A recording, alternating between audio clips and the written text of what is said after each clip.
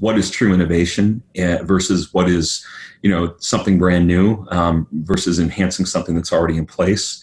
But I think what's the irony of it is I think most people adopt solutions that make what they're already doing easier for them to do. Whether that's Uber to get a cab ride or it's, hotels.com to get a last minute hotel room. It's finding a solution that makes the problem I already have in front of me easier for me.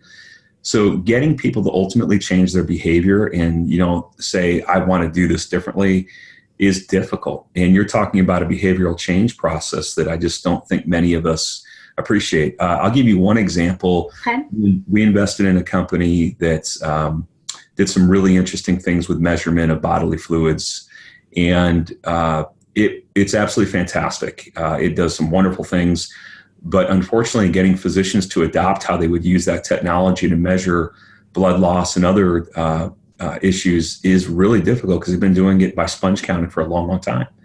And even when we can show an ROI, an improvement, and even safety improvements, sometimes adoption of technologies just isn't as strong as we would think because it just makes so much logical sense. So I think the biggest barrier we often face isn't one of, is it a better product or solution? It's the emotional side of change and the emotional side of believing that it's going to be better than what I'm already doing because I'm already pretty good at what I do already. So I think we have a number of issues that we go through that are less about product and more about humans thinking and processing and emotional side than it is about, is there really something better out there?